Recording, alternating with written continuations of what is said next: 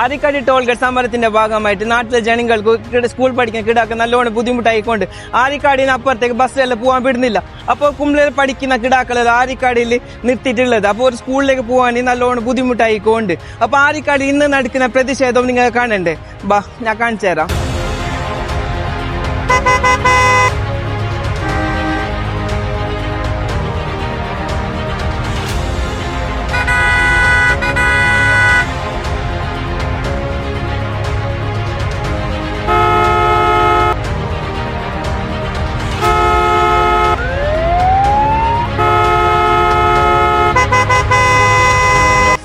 ആരിക്കാട് നമ്മൾ നടന്നോട്ട് വന്നത്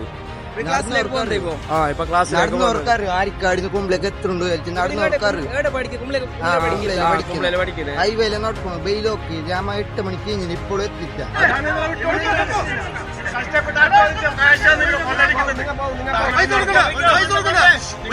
40 50 kilometre 60 kilometre Nitin Gadkari പറഞ്ഞ കേന്ദ്ര മന്ത്രി പറയുന്നത് 60 കിലോമീറ്റർ വെക്കണം.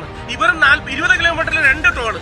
അവിടെ 110 അടക്കണം, ഇവിടെ 110 ഒരു സൈഡ്. ഒരാൾക്ക് ഒരു ചികിത്സ ഒരു ഹോസ്പിറ്റലിൽ പോയപ്പോ 1000-500 രൂപ ടോളിന് കൊടുക്കണം. പിന്നെ ഇവര് ഹോസ്പിറ്റലിൽ കൊടുക്കണം. എവിടുന്ന് ജീവിക്കുന്നത്? കുറച്ച് സമരം ചെയ്തവരെ ബസ്സിൽ പിടിച്ചു കൊടുക്കാൻ നിങ്ങൾ ആയുധവും തോക്കും വടിയും പിടിച്ച് അവരെ അടിച്ചു ഒതുക്കുക.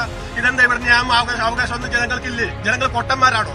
ഇത് എല്ലാ രാഷ്ട്രീയ പാർട്ടികളും BJP മാത്രം മാറി നിന്നിട്ടുണ്ട്. അവർ അധികാരമായതുകൊണ്ട് BJP പാർട്ടി മാത്രം മാറി നിന്നത്. ബാക്കി എല്ലാ പാർട്ടിയും ഒന്നിച്ച് നിന്നിട്ടുണ്ട്. ഇത് കേരളത്തെ എല്ലാവരും അവകാശം, എല്ലാവർക്കും യാത്ര ചെയ്യാനുള്ള അവകാശമുണ്ട്. ഇവിടെ കാശ് ഇവിടെ നടക്കണം, അവിടെ നടക്കണം, ഇതൊന്നും നടക്കൂല. എല്ലാ പാർട്ടിക്കാരും ജനമത രാഷ്ട്രീയം നോക്കാതെ ഒന്നിച്ചു നിൽക്കും. ജനങ്ങളുടെ നാടിന് വേണ്ടി, അവകാശത്തിന് വേണ്ടി പോരാടും. അവസാനം വരെ പോരാടും. ഇതാണ്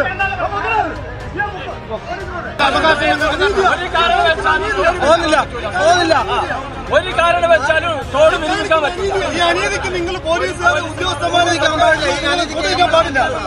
നിങ്ങൾ കൂട്ടിക്കാൻ പാടില്ല. നിങ്ങൾ നിയമപാലകരാണ്.